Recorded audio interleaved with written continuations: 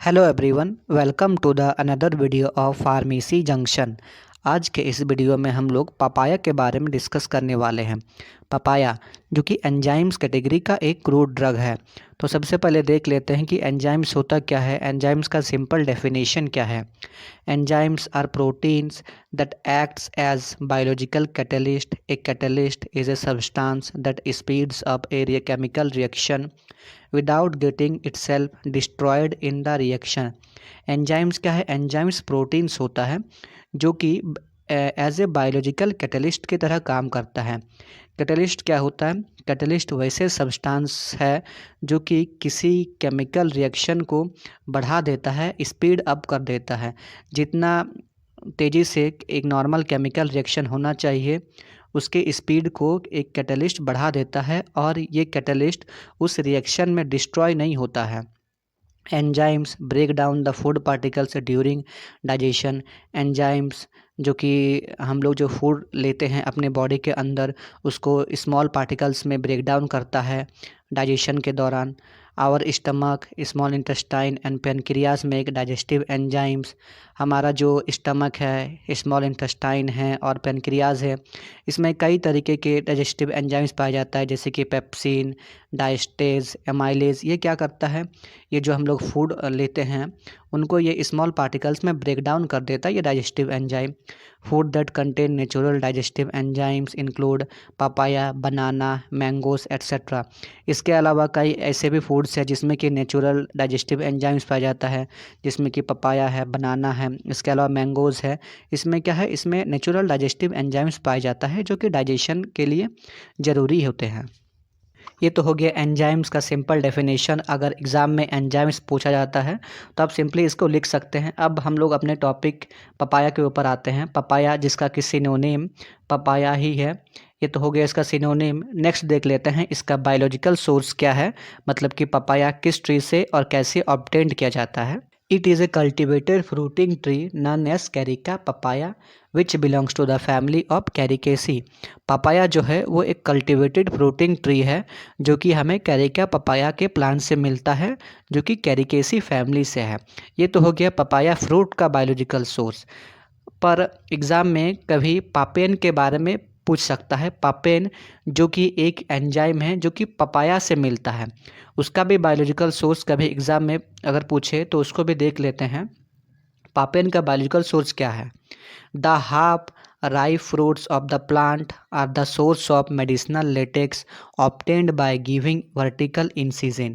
पापेन पापेन जो कि एक प्रोटियोलाइटिक एंजाइम है जो कि प्रोटीन के ब्रेकडाउन में हेल्प करता है। ये कहाँ से मिलता है? ये हमें हाफ राइप फ्रूट से मिलता है। मतलब पपाया का आधा पका हुआ फ्रूट लेना है, उसमें अगर हम लोग एक वर्टिकल इंसिजन करेंगे तो उसमें से एक मिल्की लिक्विड बाहर निकलेगा जो कि कुछ दिनों के बाद सूखने के बाद एक लेटेक्स के फॉर्म में कन्वर्ट हो जाएगा। वही लेटेक्स क्या है हमारा? वही लेटेक्स हमारा पापेन है।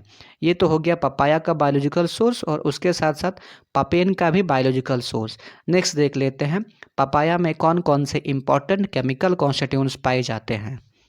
The different proteolytic enzymes present in papaya such as papain and chymopapain. Papaya में कई तरीके के प्रोटियोलाइटिक एंजाइम पाए जाता है जैसे कि पापेन हो गया और काइमोपापेन हो गया। प्रोटियोलाइटिक एंजाइम जैसे कि बताएं प्रोटीन के ब्रेकडाउन में ये हेल्प करता है। इसके अलावा इसमें papaya also contains alkaloid, glucose, fructose and sucrose. इसके अलावा पपाया में अल्कालॉइड्स, ग्लूकोज, फ्रुक्टोज और सुक्रोज भी पाया जाता है। ये हो गया पपाया का केमिकल कॉन्स्टिट्यूएंट्स। नेक्स्ट देख लेते हैं इसके क्या क्या मेडिसिनल यूजेस हैं। Papaya contains a enzyme called papain which improves the digestion. जैसे कि इसका केमिकल कॉन्स्टिट्यूएंट्स में हमने डिस्कस किया कि पपाया में पापेन पाया जाता है कि जो कि डाइजेशन को इम्प्रूव करता है। नेक्स्ट है बूस्ट इम्यून सिस्टम। पपाया हमारे इम्यून सिस्टम को बूस्ट करता है। मेंटेन आई हेल्थ। पपाया हमारे आई हेल्थ को मेंटेन करके रखता है। Prevent cancer. इसके अलावा पपाया कैंसर से भी प्रिवेंट करता है। Promote heart health. पपाया हमारे हार्ट के लिए बहुत ही हेल्दी है। Increase platelet count. पपाया खाने से हमारे बॉडी के अंदर प्लेटलेट काउंट बढ़ता है। Regulate BP. पपाया क्या है, हमारे ब्लड प्रेशर को मेंटेन करके रखता है, डिक्रीजेस इन्फ्लामेशन। किसी भी टाइप का अगर बॉडी में कहीं भी इन्फ्लामेशन है तो पपाया उस इन्फ्लामेशन को कम करता है। Cures skin infection, skin infection में भी पपाया काफ़ी हेल्पफुल है।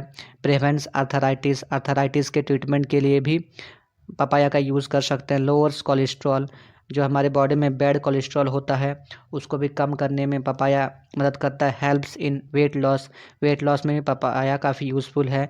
क्यूर्स डेंगू के ट्रीटमेंट के लिए भी पपाया का यूज़ कर सकते हैं। ये तो हो गया हमारे मेडिसिनल यूजेस। इसके अलावा इसका इंडस्ट्री में भी कई यूजेस है, उसको भी देख लेते हैं। Used in clarification of beverages, beverages मतलब पानी को छोड़ के जितना भी पीने वाला चीज़ होता है उसको बेवरेजेस कहते हैं।